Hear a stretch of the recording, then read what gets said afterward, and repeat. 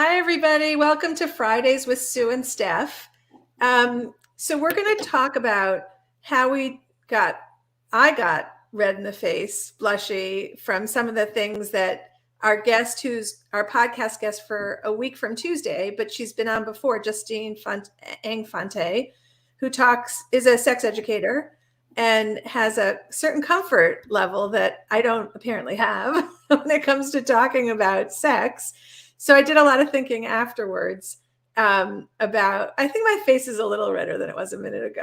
I can't help it. I want to will it out. But anyway, I was thinking about how all the literature says that using anatomically correct names for body parts is a thing that empowers our kids. It's like, it makes so much sense when you hear it, but when a kid goes to the doctor and has a complaint, if they only can articulate like an area and they have a family word for vagina, for example, then they can't really have the same conversation. They're not talking about the same thing with the doctor. And the same is true. I mean, we know that sexual assault is so high, and yet we don't give our kids the language to be able to say what actually happened because we've raised them with pretend words. So I don't know. Did you see the vagina monologues? Oh my God. I think I did. It was so long ago. So I remember I telling totally someone, did. I mean, it's an amazing show. Like in the beginning, I saw it in Chicago with some friends on a trip. And in the beginning, I was so flustered by the language and the storytelling. And then somewhere in the middle of that show, you stop noticing. And it's just great theater. And the words lose their shame and embarrassment. And so it's not hard. It's not hard to go from where I am today to a certain comfort level, but we don't do it so well. We don't do it so often. So I think the motivator for me, if my kids were younger, would be this protective factor that, and I don't even understand the studies behind why it actually reduces sexual assault, but there is conversation and writings about how it in fact does, maybe because it throws someone off when you say the proper word. I don't want you to touch me there, whatever. I don't know. But all around, it is good for our kids to be able to use accurate language when they're talking about their body parts and frankly, anything else in life. Like, I'm feeling this. It's good to have words for it.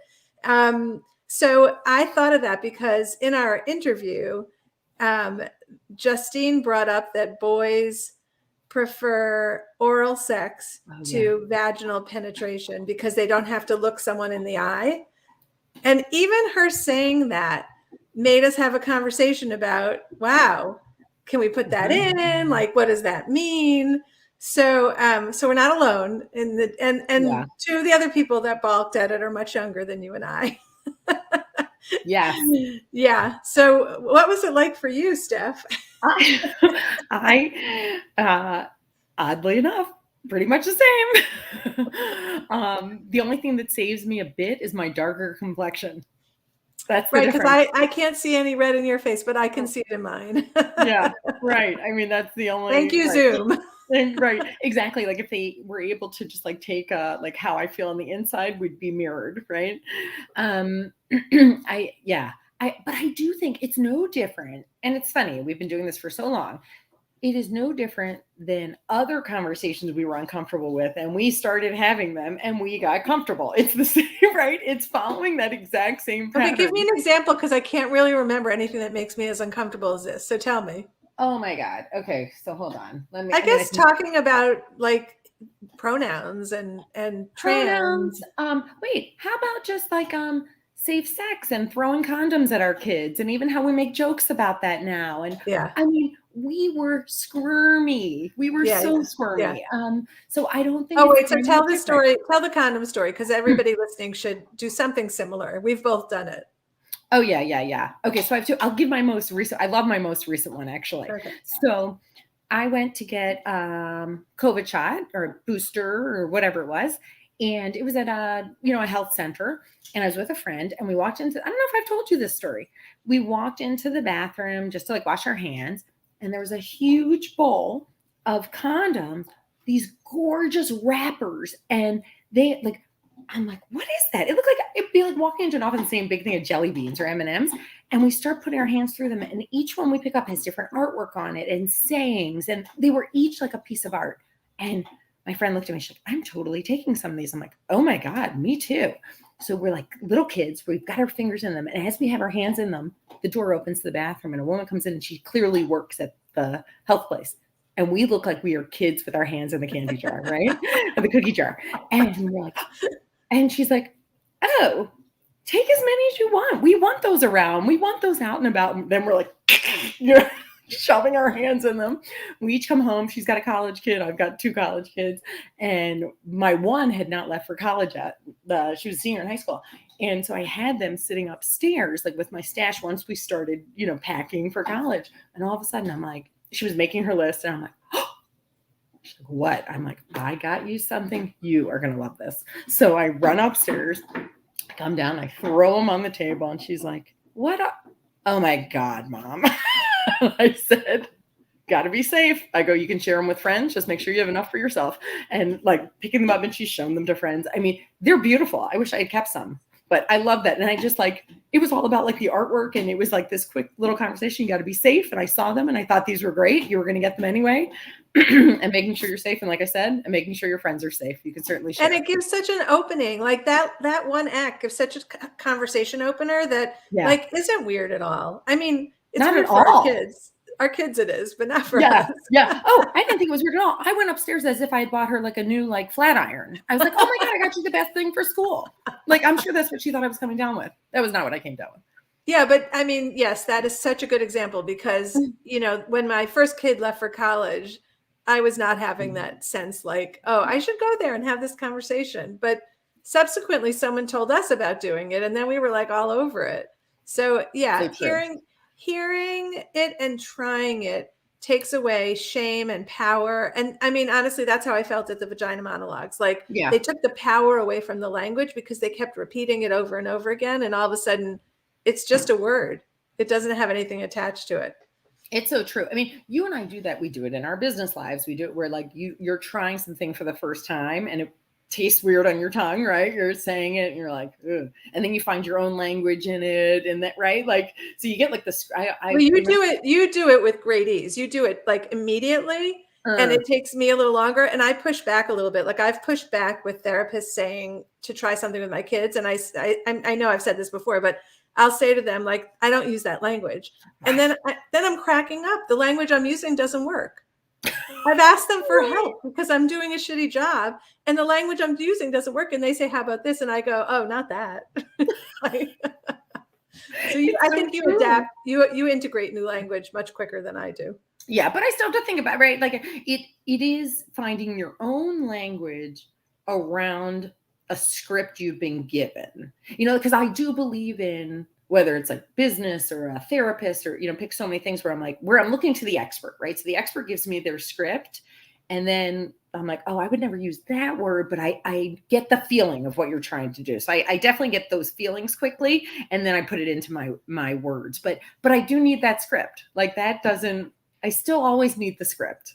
So I want to say that I have actually used the script despite my thinking to myself, like I hate when someone edits my quote for an article or something. Like it always throws me, even if it's saying the same thing. I feel like, but I don't use those words and I don't like that feeling. But when I have been in a zone of like, I don't know how to handle this and I've used the exact script the therapist gave me, I can't even believe it works. I'm so surprised that my kids aren't going, where'd you get that from? Like, you don't talk like that.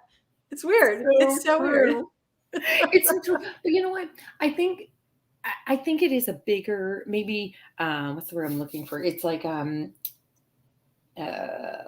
paradigm. I'm trying to think. It's almost like, where there's so many things we are uncomfortable with. How many times have we said to our kids, like, yeah, it's going to be really uncomfortable the first time you call the doctor because you feel so weird. I've never called the doctor. Well, guess what?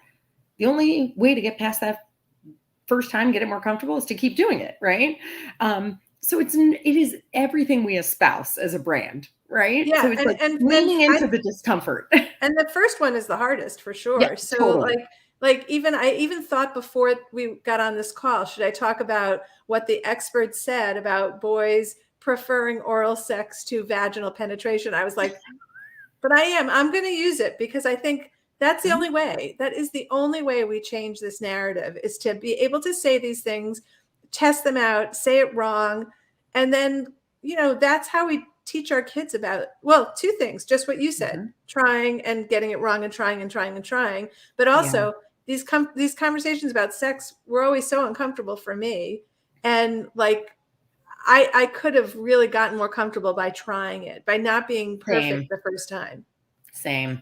And I think, that's so hard. I mean, the perfection, right? We tell our kids that all the time. So why aren't we giving ourselves the same latitude? It seems so crazy, right? How many times do we say to our kids? I mean, you've heard me say it a million times, like, I'd rather see you get thrown out stealing than not trying to steal the base.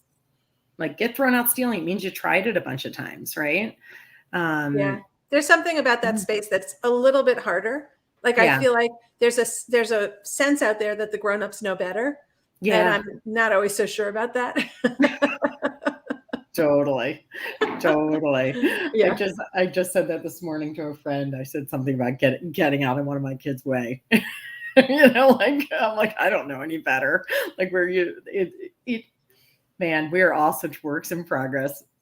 That is entirely true. It continues to be true. And hopefully, like, until the day we are no longer here, it's true. Because I see that there are older people who are learning new things. And well, first of all, I fall into that category now.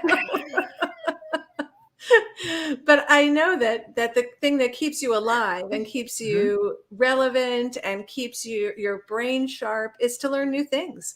It's so true. Yeah. It is. I was thinking, I had the thought this morning as I heard a ching on my phone. I was like, oh, who's sending me a Venmo? It was my mother, who's 81 or 82, right? She does not let anything hold her back. She learns, like, oh, that's how the kids do that. Okay, then I'm going to do that. The kids want to text, then I'm going to text. Yeah. I mean, it's fascinating. We were teasing. My dad just got his first smartphone at 90. So unclear who has to be. Yeah, it's never too late. It's unclear who has to be smart, the phone or the user. So did you get his password so you could check to see if he's? I can't believe you just said that. So the joke with him, I was like, okay, Dad. So if people say to you, like, if one of those nice ladies down in the coffee clutch says, "Send me pics," we don't do that. I was like, phone gets plugged in the kitchen. We were going through all the rules with him. So funny. That is hysterical. All right. Well, kudos to your 90-year-old dad. That's amazing. Yeah. All right, everybody. Have a great week. We will not be on next week, but we'll see you in 2 weeks. Have a great 2 weeks.